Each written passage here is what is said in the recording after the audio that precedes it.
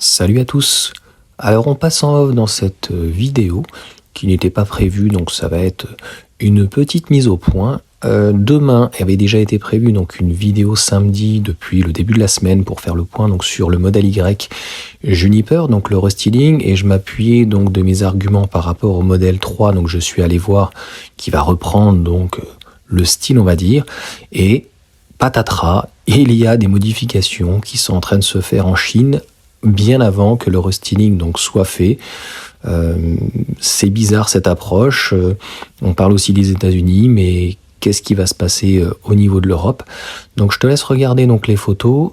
Ce qui est un peu bizarre, c'est qu'il y en a qui... Alors je ne sais pas si c'est de la spéculation, c'est toujours très délicat, tu vois, d'apporter des informations comme ça. Donc il y aurait des radars pour le coup, donc avec les nouveaux enjoliveurs qui sont un petit peu plus jolis, qui sont noirs, et un intérieur, donc au lieu d'avoir de la boiserie, imitation bien sûr boiserie, puisque finalement c'est du plastique ou c'est du métal, quand tu tapes dessus en fait ça sonne creux.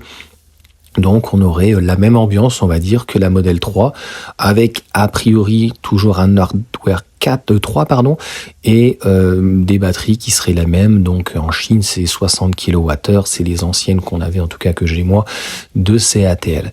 Et puis la dernière petite chose, donc une modification du moteur, certainement aussi avec peut-être un meilleur rendement quand même au niveau de la régénération, c'est toujours la même chose. Donc avec Tesla, on aurait donc plus peut-être les 300 chevaux, mais les 320. Donc on parle de 3D7, 3D6. Bon, encore une fois, c'est à prendre avec les pincettes.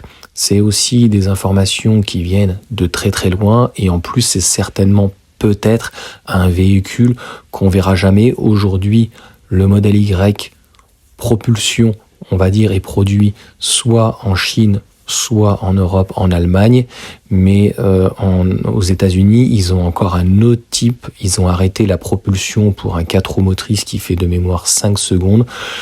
Donc voilà, il va bon train à tous les niveaux. Donc a priori, il y aurait en tout cas en Chine un changement très certainement du moteur, ce qui expliquerait en tout cas donc sur les caractéristiques de Tesla, puisqu'ils ne communiquent jamais dessus, qu'on passe de 6 secondes 9 à 5 secondes 2.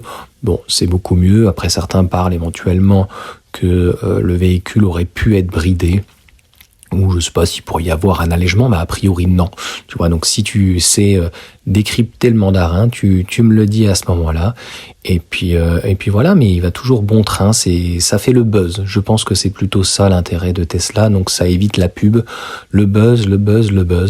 Donc dis-moi, est-ce que tu penses franchement que les modifications qui est actuellement en Chine, peut-être aussi aux États-Unis, en attendant bizarrement donc le restyling du modèle Y qui viendrait peut-être plus tard, c'est ce qui expliquerait peut-être ce type en tout cas de choses.